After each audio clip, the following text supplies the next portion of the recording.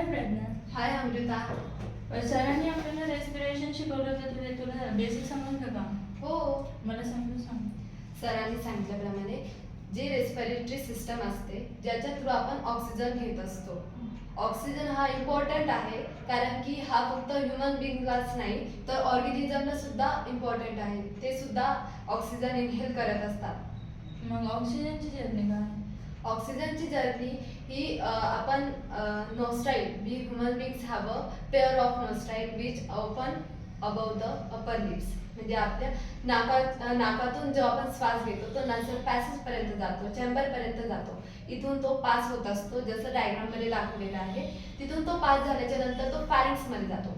फॅरिंक्स मध्ये 2 पाईप्स राहतात. एक असते बीड पाईप म्हणजे आपण त्याला ट्रॅकिया म्हणतो आणि एक असते फूड पाईप ज्याच्यातून फूड पास होत असतं.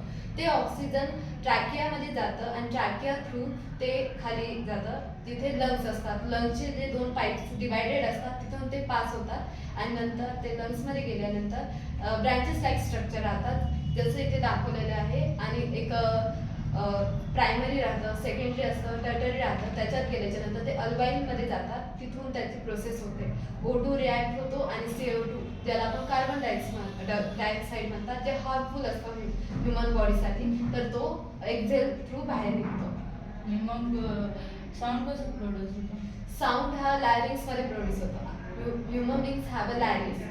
तिथे कार्टिलेजियस बॉक्स राहतो ज्याच्या थ्रू आपला साऊंड प्रोड्यूस होत असतो. आपण त्याला साऊंड बॉक्सही म्हणतो. मग समज. ठीक आहे, अजून काही असेल? बस.